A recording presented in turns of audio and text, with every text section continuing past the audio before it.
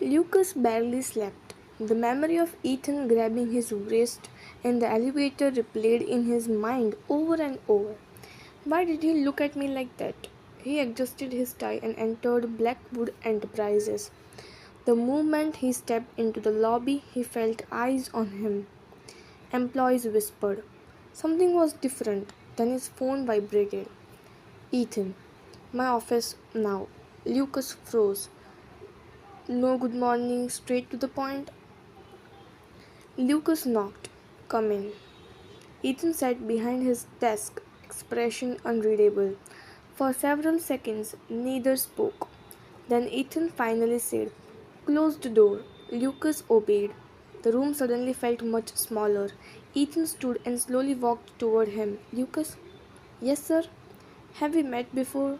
Lucas' heart skipped. No. Then why does your scent feel familiar? Lucas' ran cold. His suppressions were failing.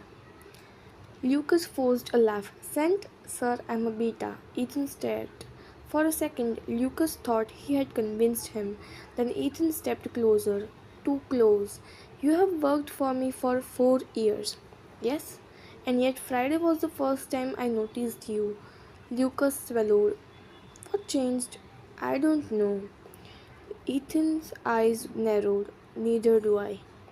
A knock interrupted them. Lucas had never been happier to hear a knock. During lunch, Noah dragged Lucas into an empty conference room. You look terrible. Lucas told him everything, the elevator, the questions, the scent, everything. Noah nearly fell out of his chair. You what? Keep your voice down.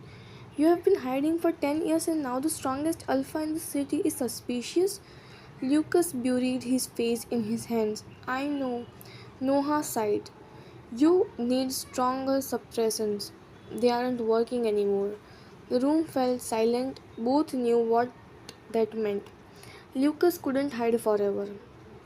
That afternoon, Ethan announced a business trip, a week-long meeting at a luxury resort, and he wanted Lucas to accompany him personally. Lucas almost dropped his tablet. Sir, surely someone else. No. The answer came instantly. You are coming. The entire office looked shocked. Even Noah looked ready to faint. After the meeting ended, Noah whispered, You are doomed.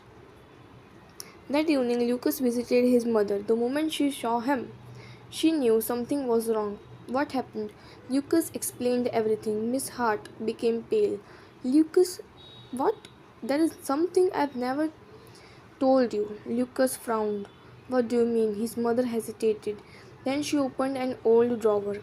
Inside was a photograph. Two young men stood together. One was Lucas' father, the other. Lucas' eyes widened.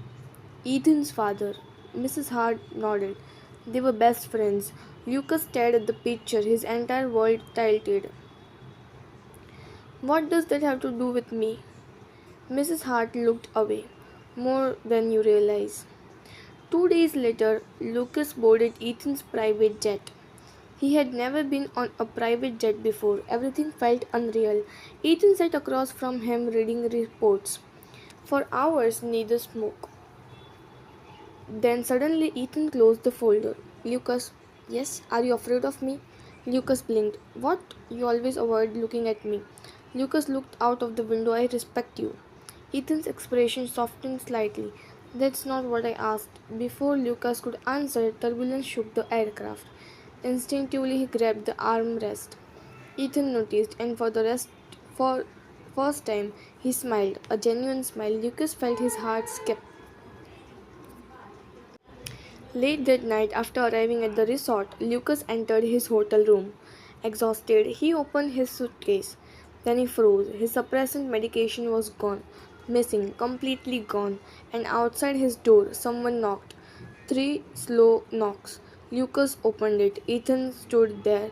His expression was serious. Lucas, sir, Dalfa's eyes locked onto his. I think it's time you told me the truth.